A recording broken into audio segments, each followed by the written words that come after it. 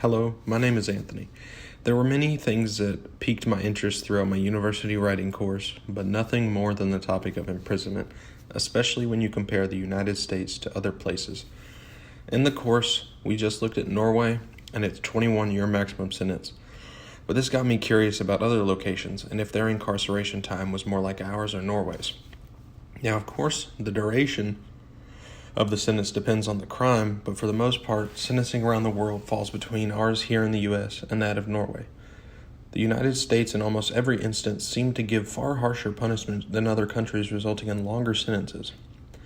From data collected by ATTN about 4 different types of crimes, drug offense, robbery, assault, and fraud, the United States was highest in 3 out of the 4 categories, when compared to England, Wales, Australia, and Finland.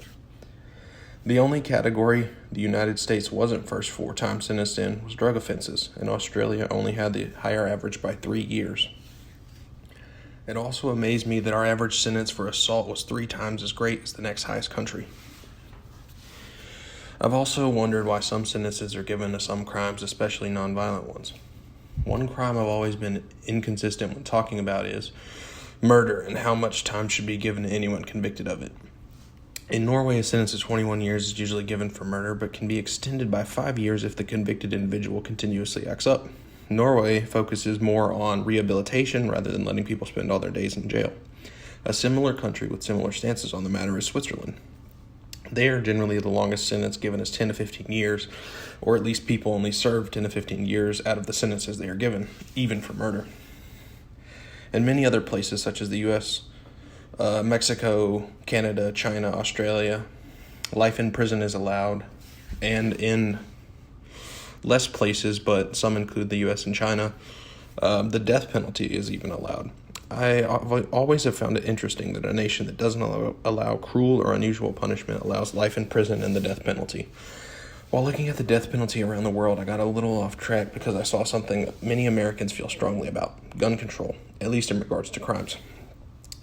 This got me curious on comparing average incarceration rates between countries with and without strict gun control laws. Now, when looking into this, it became difficult to decide what countries to compare, so I decided to compare well-known countries that are often cited as having strict gun laws and compared them with the U.S. In the U.S., the crime index in 2021 was 47.81. This ranked the U.S. as number 56 out of 137 for highest crime rates. The only countries that came close in rankings that had strict gun laws were the UK at 64 and Australia at 75. Norway was 99 out of 137. Also, 2 of the countries with the lowest crime rates had strict gun laws: Japan at 130 and Switzerland at 132.